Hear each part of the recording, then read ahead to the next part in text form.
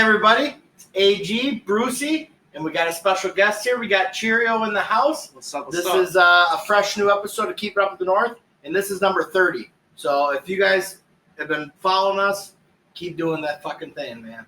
Yeah, we appreciate all the following and all the likes on the videos. You ready? Oh, I'm ready, man. All right. So, Minnesota Vikings. Throwback jerseys? What do you guys think? I actually like them, yeah. They are fire. Yeah. They are fire, man. It brings back that old school look. They got the gray face mask. I fucking like it, man. And they kind of did like a little rendition of it. Like it's not like exactly how they used to be. It's more modernized, but it looks. I love the purple that they picked. It looks so much better than the new purple. Oh, Jettas is gonna look good in it. Yeah. So is Kirk. Yeah. Speaking of Jettas, you know who's got Jettas when they drive? No other than the first round draft pick Jordan Addison, going 140 in a 55 off 94, right off Dale. After 3 a.m. After 3 a.m. What is he thinking, man? Well, Who is this guy? we don't know what exactly he was out there for, but nothing good happens after 3 a.m. Nothing good happens after midnight is what my mama told me. Yeah. So, I mean, like, what's up, man? I mean, I've heard multiple people say he's got character issues, and I mean, he can ball, but Can he? I don't know. He hasn't put the pads on yet, but tape shows that he can ball. So we'll see. Training camp starts July 29th at noon, and there's a lot of big battles going on in training camp, guys. You look at the offense. The offense hasn't changed too much. We lost Dalvin. I do see there is a $7 million offer on the table for Dalvin. If he takes that, I don't know. A lot of the running backs are getting real pissed off about their money. They're getting shafted. You know, they're getting franchise tag. You know, Pollard got tagged. Who else got tagged? Barkley. Yep, Barkley got tagged. Barkley pretty much said, fuck the Giants. I saw that. So, Yeah, I think that's crazy. But, you know, you look at our backfield, you know, Madison's going to take over as the lead back. Chandler and Keeney, you know, Kene or whatever his name is. Kene. He's an explosive return man. He's got elite speed. He will battle for that second spot. But don't sleep on 7th round pick, Dwayne McBride. Yeah, I'm actually excited. I think he's going to be He's a tackle breaker machine. He's a big dude, man. He's going to be a breakout star this Could year. be this year's Isaiah Pacheco. Yeah, possibly. Sleeper. Speaking of Isaiah Pacheco, it sounds like he's going to be getting shafted on the money in the future. Because, you know, he's got the entry-level deal, you know, 7th round contract. I'm all for the running back position getting paid if you're a superstar. Yeah. But, like, there is just so many running backs in the league that I think it just kind of – it's supply and demand. Yeah, but, I mean, if they're that good, then when you look at CMC, I mean, running backs are they're like the lifeblood of the offense. Yeah, they get the most touches generally. Yeah, exactly. But it's just their longevity is not too long, man. You know, they get hit, their knees get bad. Yeah. I mean, unless you're like Frank Gore, AP, man, you know, they're playing well late into their 30s. So, But if you think about it, I mean, when did a running back really ever win a Super Bowl? When were they the biggest factor? What do you on got, the field? Cheerio? You got anything?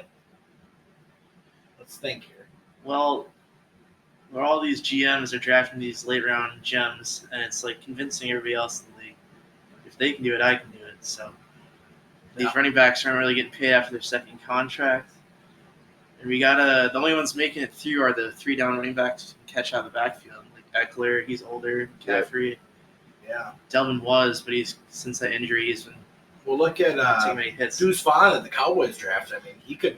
That guy's explosive. Did you get Elliott's son signed? Leonard Fournette's son signed? Yeah. Yeah. These pounders are just dropping. The league's kind of going away from power backs, and it sucks. I mean, truthfully, I don't really think Ezekiel Elliott's all that, but that's just my take but I mean, on it. he's good enough to be on a team. Oh yeah, absolutely. But you know, we talk about running backs. Then we go into receivers. You know, following the departure of Thielen, there is going to be a battle for that number 2 spot. We were just talking about Jordan Addison being a dumbass off the field. You know, it doesn't help him. KJ Osborne last year had 60 receptions, 650 yards, and 5 touchdowns. And that guy is explosive, man.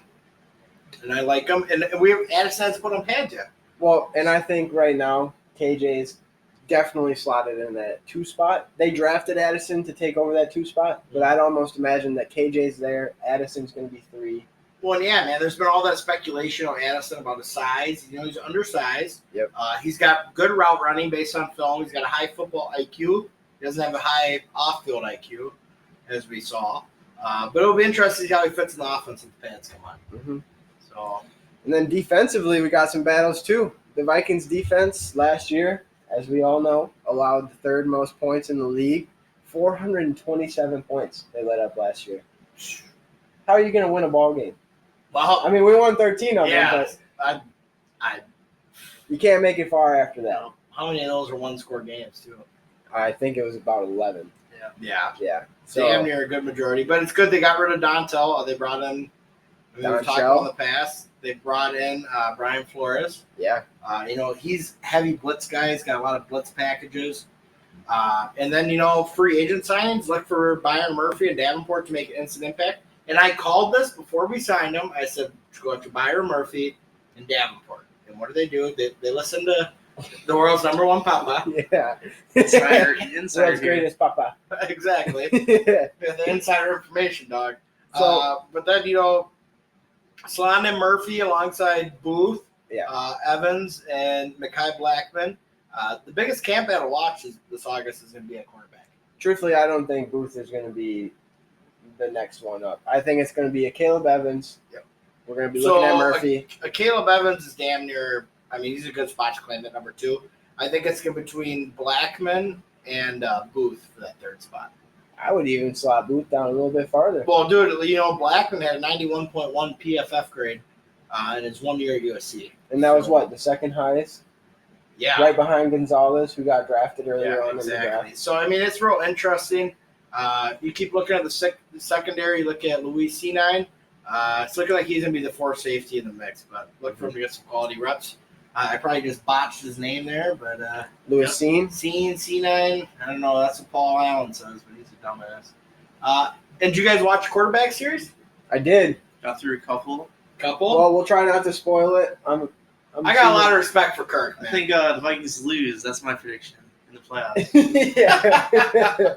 Yeah. Kirk took a beating all of last year. It was after that Bills game, too. It seemed like he was playing with just injured ribs the entire season.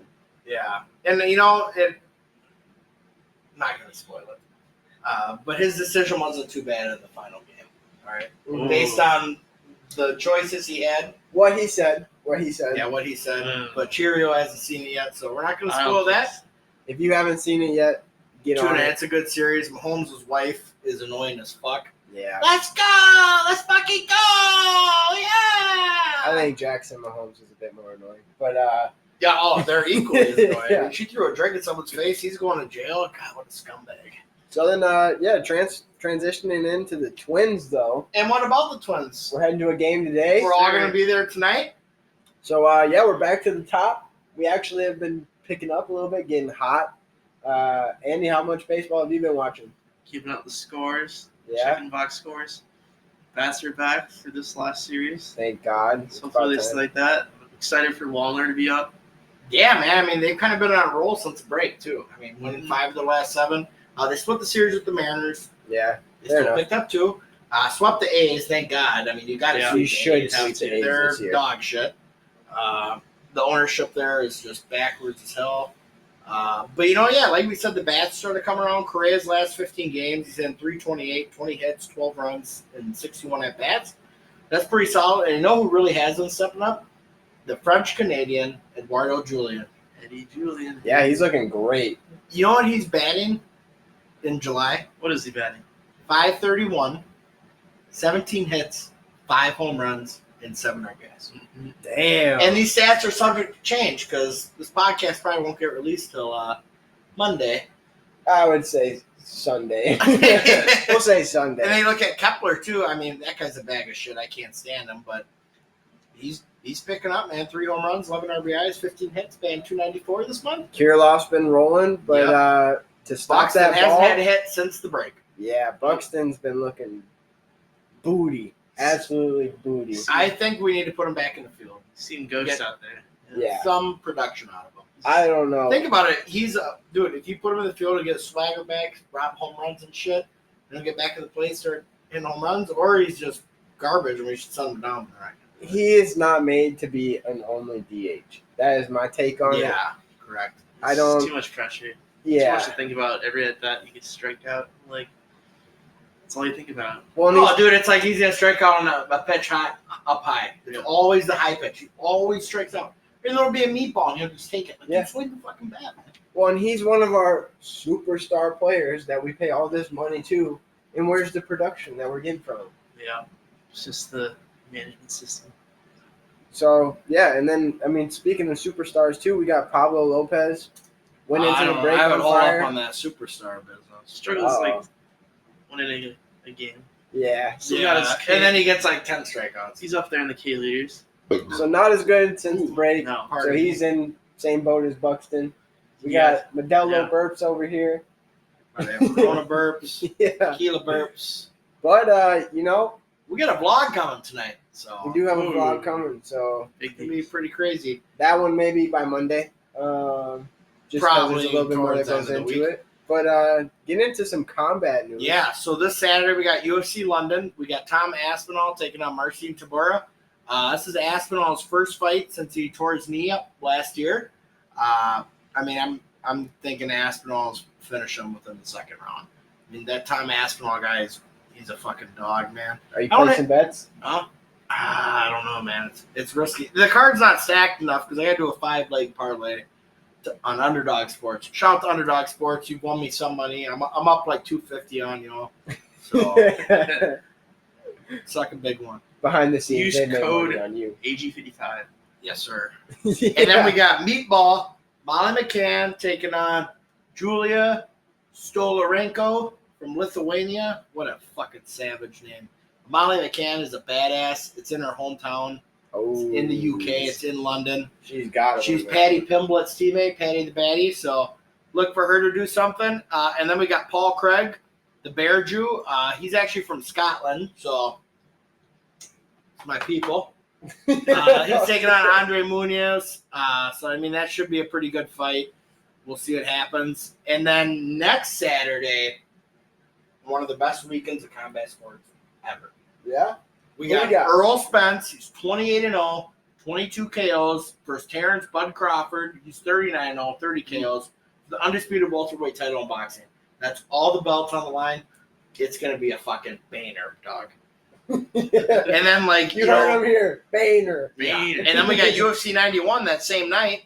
So, tune into UFC 91. You get the BMF belt on the line. So, you got Ooh. Dustin Poirier and Justin Gaethje. That's going to be a savage They fight. fought before, haven't they?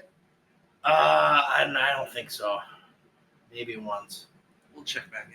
Yeah, we'll check. Well, who you got? Let's take a bet on that one. All right. Who you got? I got Dustin Poirier, second round knockout. Second round knockout. Gaethje's just leaves himself way too open. He's a savage, but Poirier's a little bit smarter than Gaethje. So it's not going to be stand in the middle and just throwing. It is going to be standing. Okay. on All right. But Poirier, I give him the upper hand on that. Then we got Jan versus Alex Pereira. Jan is the former light heavyweight champ. Mm-hmm. He beat Izzy. Izzy Adesanya. Okay. But he's taking on Alex Pereira. Alex Pereira has knocked out Adesanya like 3 times. Yeah. And somehow Adesanya knocked him out the last time. 1, 2, 3 over here. 1, 2, 3. You're out of But here. so I'm taking Pereira on that. Dude, he's got one of the hardest hooks you'll ever see. That guy puts people out. Cheerio's having a ball over here. And then we got Tony Ferguson, the veteran, taking on Bobby Green, another veteran. That's going to be a savage-ass fight. Yeah. Michael Chiesa versus Holland. Holland stepping up on like 2 weeks' notice to take this fight. I'd probably take Chiesa. Okay. I'm taking Green over Ferguson as well. Stephen Wonderboy Thompson versus Michael Pereira. Pereira does like Cooper Agbra or whatever the hell you fucking say. He does like backflips in the fight, dude. He'll do like a cartwheel and like try to knock somebody out. Oh shit. But Stephen Thompson's like the Karate Kid, like so he'll do good. And then you got the Black Beast, Derek Lewis, taking on Marcos Rodrigo de Lima. Derek Lewis all the way. And it's funny, Derek Lewis is the underdog here. He's gonna knock that. Derek Lewis all the way. And then I don't know who any of these other turds are on this card. But yeah, we get more into UFC.